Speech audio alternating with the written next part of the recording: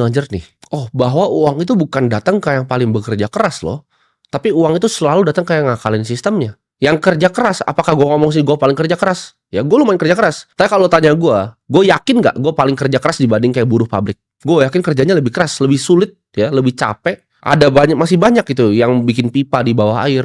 Itu kerja lebih keras dari gue, lebih sulit.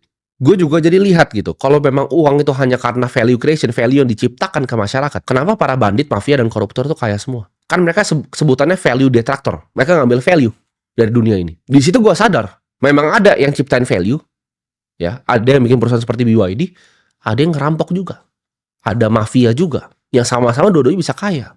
Uang itu ternyata jauh lebih kompleks dari yang gue bayangin. Tapi satu yang gue tahu, ketidakadilan ini secara sistematis dan masif. Mereka udah cuci otak lu dari lu sangat masih kecil. Suruh nabung, suruh percaya sama uang kertasnya. Dari pelajaran ekonominya, semuanya itu udah dirancang. Ini sangat sistematis desainnya.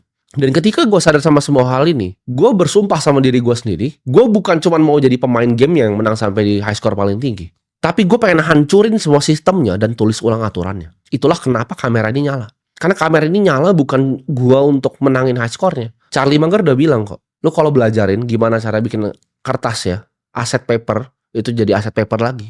Lu kan jadi orang kaya banget, tapi lu jadi orang tidak berguna gitu. Gue bisa aja matiin ini semua, terus jadi orang tidak berguna itu. Gue fokus aja sendiri di kantor gue sini, kayak orang tolol. Tapi kenapa gue nyalain kamera ini? Karena sumpah gue itu bukan cuma untuk menangin gamenya, tapi untuk hancurin sistemnya dan tulis ulang gamenya.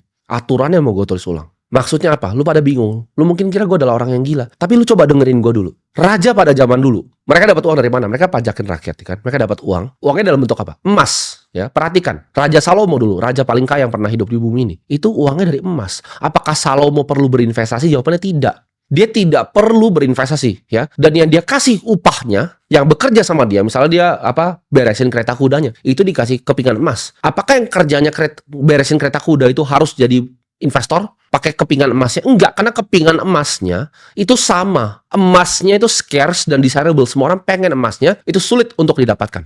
Jadi kalau lu punya profesi di zaman dulu, lu mau raja, lu mau tukang benerin kereta kuda, lu mau jadi koki, semuanya itu dapat emas yang emasnya sama.